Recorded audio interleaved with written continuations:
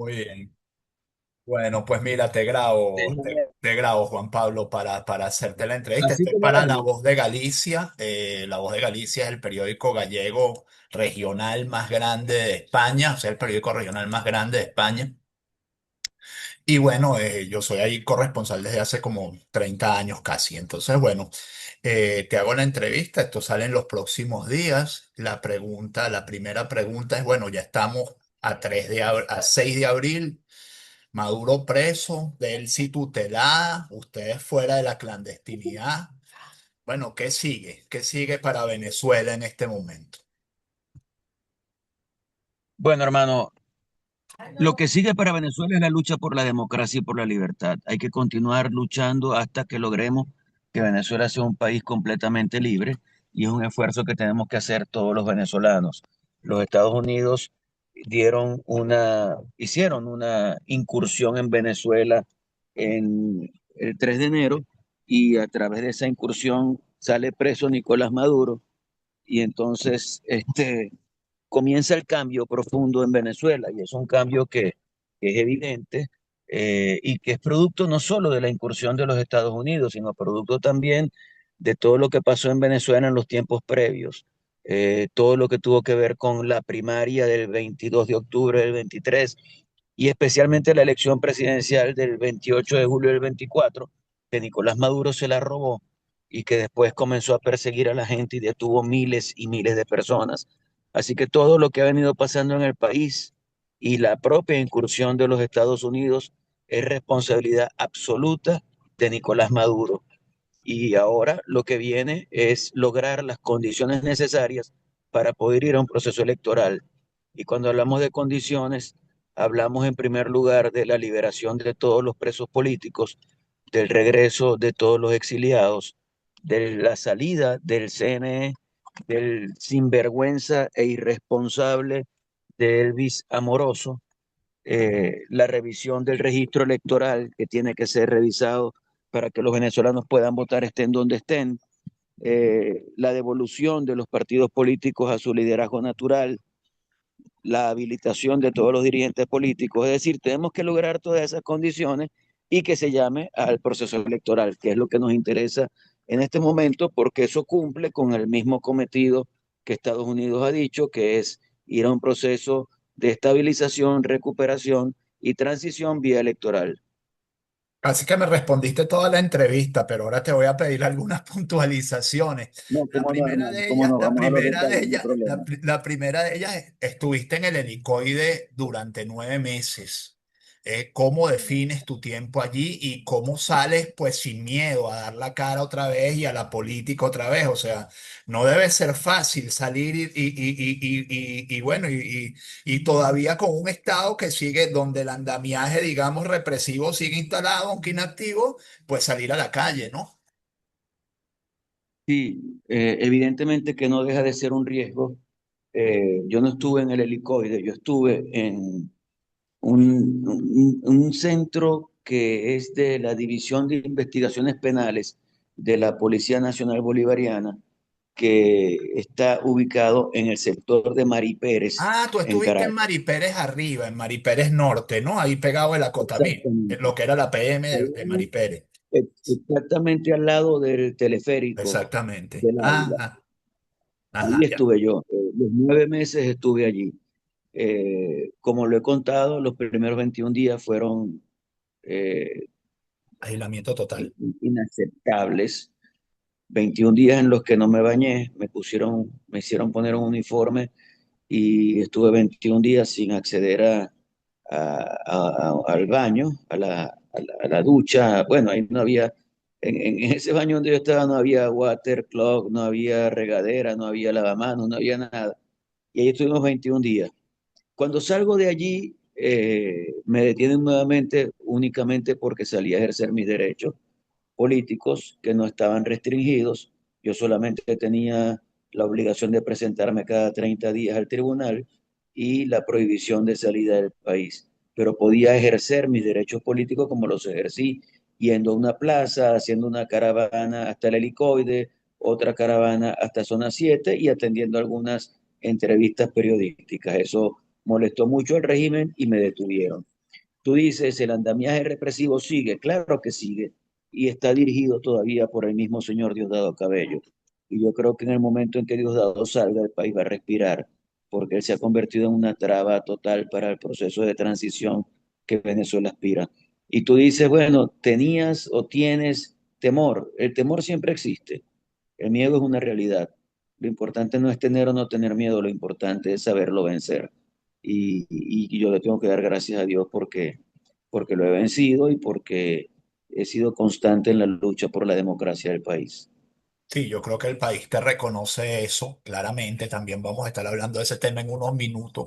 Pero te quería preguntar, porque ahora estás girando por el país, ¿cómo ves los cuadros? Si sientes que los cuadros también están superando el miedo, porque los cuadros, digamos, de los partidos también pasaron momentos muy duros, ¿no? A lo largo de estos últimos, sobre todo a lo largo de estos últimos 15, 18 meses entre el 28 de julio y la salida de Maduro del poder, la operación militar de Estados Unidos.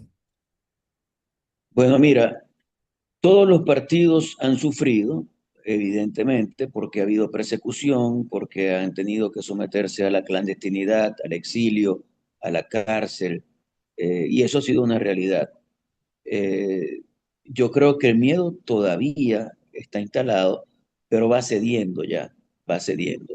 Y lo veo por las actividades que hemos hecho.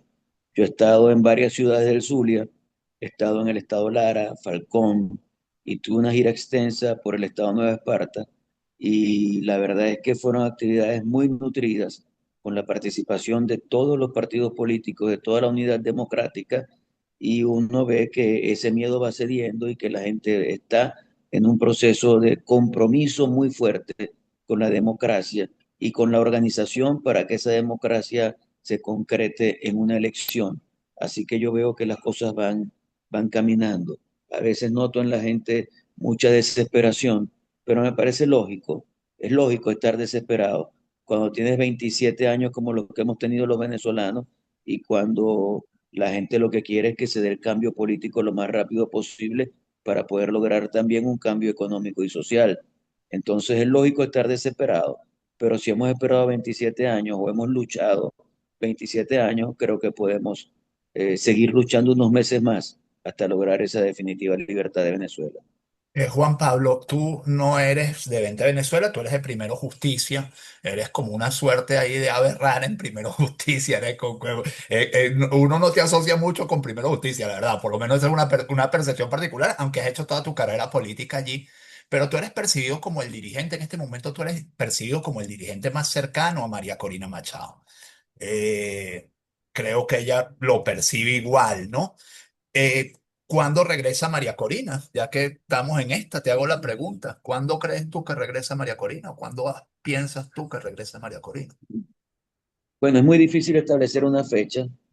En efecto, yo he logrado una relación de amistad, de confianza, de compañerismo, de solidaridad con María Corina. Todo es producto de la decisión popular de acompañarla el 22 de octubre del 23.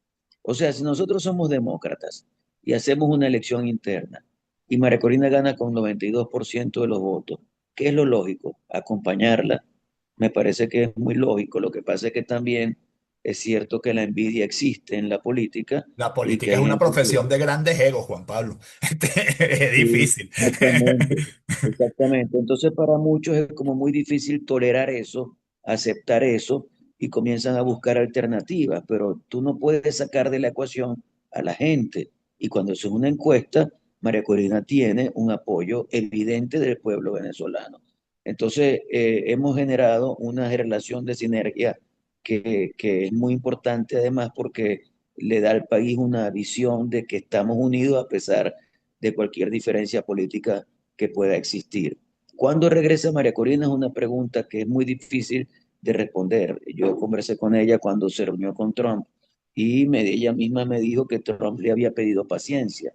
Y yo recuerdo que yo le dije, bueno, dentro de un mes hablamos otra vez con Trump para ver si ya es suficiente la paciencia de un mes, pero lo importante es que ella regrese convenida con Estados Unidos, que regrese sin conflicto alguno y que pueda ejercer sus derechos políticos y que podamos recorrer el país. Así que cuando llega, lo más pronto posible. Te pregunto, ¿aceptarías ser el vicepresidente de María Corina, una fórmula María Corina Guanipa que muchos ven en la calle? ¿O preferirías volver a intentar ser, por ejemplo, gobernador del Zulia? ¿Cómo ves tu propio futuro político? Chicos, eso es muy difícil de determinar en este momento porque no sabemos ni siquiera cómo vienen los procesos electorales. Algunos piensan que debemos hacer solo una elección de presidente, otros piensan que debemos hacer una elección de presidente y Asamblea Nacional, otros piensan que se deben relegitimar todos los poderes públicos y eso es un asunto que no se ha resuelto. Para mí, mi objetivo central es lograr la liberación de Venezuela y creo que he dado muestras con creces de que ese es mi objetivo. Y cuando eso se logre, ya veremos. Creo que el único cargo que está seguro es el de María Corina en la presidencia de la República y ya veremos qué destino político podemos tener nosotros. Obviamente, yo Te también, adelanto esta pregunta, ¿cómo lo ves tú? ¿Cómo, o sea, yo la tenía para más adelante, ¿cómo lo ves tú? ¿Como un proceso individual, como unas elecciones generales? ¿Cómo lo ves tú? bueno, yo creo que la elección más importante es la presidencial. Y creo que una opción, no es que me aferro a eso, porque al final hay distintos puntos de vista y uno acepta que haya distintos puntos de vista, pues. Y uno no puede aferrarse a una solución, porque lo importante es tener la solución adecuada y esa es la que sea producto del mayor consenso posible. Pero a mí me parece en lo personal que lo ideal sería que se elija a un presidente de la República y que ese presidente, en este caso María Corina, convoque a una asamblea constituyente breve a través de la cual se relegitimen todos los poderes y se hagan cambios importantes en la Constitución. Pero te digo, hay gente que cree que esa no es la vía, que cree que hay otras vías, y yo no me aferro a nada, sino que sencillamente hago la propuesta y la discutimos y la que tenga más consenso la asumimos todos. Los cambios referidos a reelección indefinida, ese tipo de cosas, ¿qué cosas entrarían en un Bueno, eventual yo cambio? diría que hay varias cosas que cambiar. El excesivo presidencialismo de esta constitución habría que modificarlo. Creo que el poder legislativo en un Estado federal tiene que ser bicameral porque el Senado representa igualitariamente a cada uno de los estados. Creo que hay que profundizar la descentralización, lograr que la solución de los problemas esté donde los problemas se producen y que eso le dé a los estados y municipios autonomía para poder ser los que resuelvan sus propios problemas. Creo que hay que mantener lo que en la constitución anterior estaba, que es que los ascensos militares no los decide solo el presidente de la República, sino que hay una comisión y una decisión del Senado para que los altos oficiales sean designados con consensos políticos. Bueno, hay varios cambios que hay que hacer, a mi modo de ver, en la Constitución y, y bueno, los podemos discutir y creo que se puede hacer un proceso relativamente corto. No centrarnos en lo político, porque ese es un temor de algunos, que convocando una constituyente estaríamos dejando de lado los asuntos económicos y sociales. Pero yo creo que, como siempre se dice, podemos caminar y mascar chicle a la vez. Podemos llevar adelante un proceso político de cambio y podemos iniciar también ese proceso de generación de instituciones y de confianza necesaria para que venga mucha inversión extranjera y podamos cambiar las condiciones de vida de los venezolanos en el corto plazo. ¿Aceptarían ustedes unas elecciones, digamos, con este mismo CNE, con ciertas garantías, o unas elecciones que le ofrezcan al chavismo ciertas garantías, digamos, de que a lo mejor en un primer periodo estarían sobre representados para poder garantizarse su salida? Son fórmulas que se han encontrado en otros países para desatornillar la tuerca que a lo mejor aquí funcionarían. No sé, ¿se han planteado eso? ¿Lo han discutido? ¿Lo han pensado? ¿Qué? ¿Cómo está la situación Mira, ahí? yo creo que se puede ceder en algunos aspectos, menos en los crímenes de lesa humanidad. Lo que sean crímenes de lesa humanidad, yo creo que tienen que ser perseguidos por la justicia y que cada responsable debe pagar por esos crímenes. De resto, creo que se pueden producir algunas impunidades que permitan que el proceso se vaya dando. Yo no transigiría en el tema del CNE. Es impresentable el señor Amoroso. O sea, tener al señor Amoroso de presidente del CNE después de que hizo la burla que le hizo al país cuando sacó una servilleta con unos resultados absolutamente falsos, eso no es para mí ni plausible, ni conveniente, ni aceptable. Entonces creo que sí algunos cambios deben darse, eh, especialmente en la presidencia del CNE. ¿Tú no crees, y eso lo hablaste en la primera pregunta, por eso te decía que me habías respondido varias, pero que había que puntualizar, que en la actual situación, digamos, internacional, Delcy Rodríguez le es súper funcional a los objetivos de Donald Trump? O sea, una Delcy Rodríguez de pronto débil, tutelada contra una María Corina Machado, pues empoderada con el Premio Nobel de la Paz. O sea, ¿cómo ves la política de Estados Unidos hacia Venezuela luego, dado el evidente tutelaje que tiene en este momento el gobierno? Sí, mira, para Estados Unidos es útil Delcy, sí lo es. Sí lo es porque está cumpliendo a pie juntillas todas las órdenes que Estados Unidos le da. Pero los propios Estados Unidos han dicho con toda claridad que este es un proceso que va por la vía de la estabilización, de la recuperación económica y de la transición vía electoral. Así que tiene que haber una transición vía electoral.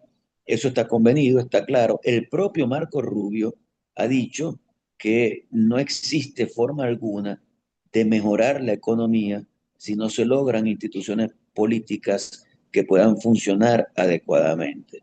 Es la misma tesis que le dio el Premio Nobel de Economía a los investigadores Acemoglu y Robinson, que hicieron su libro ¿Por qué fracasan los países? Y luego tuvieron otro libro también muy interesante. Y ellos lo que dicen, su tesis se basa en que haciendo estudios comparativos hasta de ciudades que pueden estar en dos países distintos, basta con que tengas instituciones políticas para que puedas desarrollar económicamente a los pueblos. Eso lo dice claramente Marco Rubio y creo que eso es una garantía de que nosotros vamos hacia un proceso electoral. Tanto Delcy como los cargos que ella está designando en este momento son cargos absolutamente temporales. Ellos tienen que salir y tiene que legitimarse un proceso político en Venezuela a través de elecciones.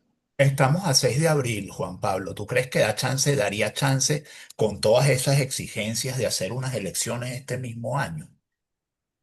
Yo creo que chance hay. El tema es voluntad política, disposición y asunción de que están dadas las condiciones para hacer un proceso electoral. Ahora, no puedo decir que se vayan a dar este año, pero creo que chance de hacerlo habría.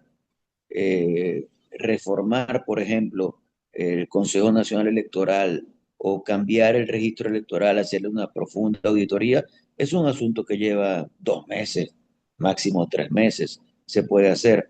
Así que yo creo que todo se puede hacer para lograr hacer ese proceso electoral este año, pero no puedo dar garantía de que eso vaya a pasar porque eso depende de los actores que están en juego en este conflicto.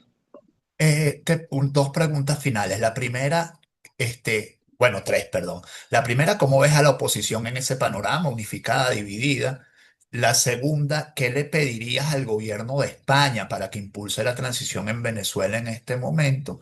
Y la tercera, ¿cómo visualizas el primer año de un eventual nuevo gobierno o esos primeros meses de un eventual nuevo gobierno en Venezuela?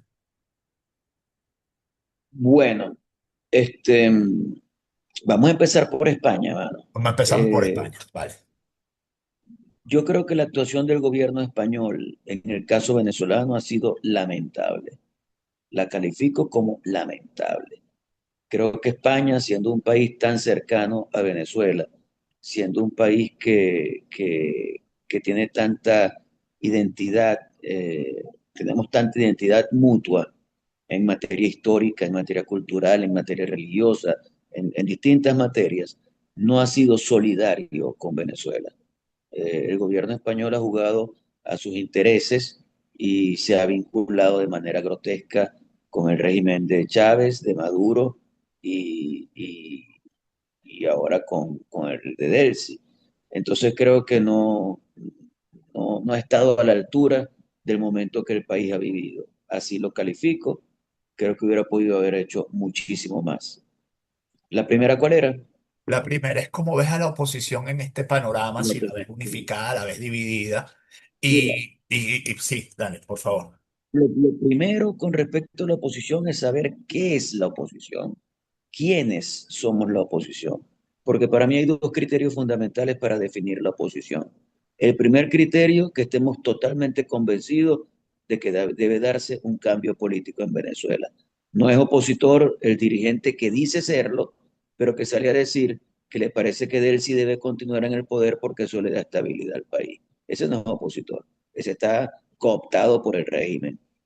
Y tampoco es opositor, a mi modo de ver, quien no reconoce el resultado de la elección primaria del 22 de octubre del 23. Porque si todos participamos en esa elección primaria y María Corina ganó con el 92%, María Corina es la líder de este proceso que no ha terminado. Entonces, si partimos de esos criterios, la oposición está absolutamente unida. La Plataforma Unitaria, 20 Venezuela, Alianza Bravo Pueblo y otros partidos políticos estamos totalmente unidos alrededor del cambio político y del liderazgo de María Corina Machado. La oposición se está rearticulando, estamos organizándonos mucho mejor a nivel de cada estado, de cada municipio, de cada parroquia, para estar preparados para cualquier eventualidad electoral que se presente. El Y la 20 tercera, el 28 de julio es un hecho vencido. Ya no, o sea, eso no, esa presidencia del mundo no se va a poder dar. mira, lo ideal sería que se reconociera lo que pasó el 28 de julio en Venezuela, porque fue contundente el triunfo de Edmundo González. Sin embargo, el realismo político indica que, eh, que lamentablemente no se utiliza ese resultado como un resultado trasladable al presente y por tanto se habla de un nuevo proceso electoral.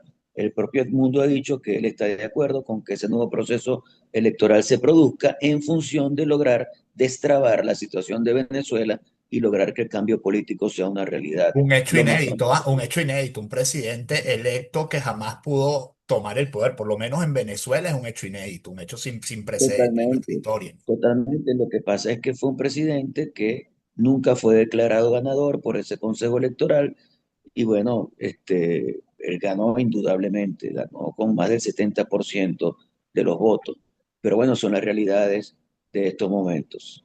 Sí. Y para terminar, bueno, ¿cómo visualizas el primer año de un de un eventual nuevo gobierno y qué puede hacer la gente en este momento para apoyar ese proceso de transición en tu visión? Bueno, mira, una organización política, económica y social del país es un año de reinstitucionalización del país y de atención a los urgentes problemas que los venezolanos tienen.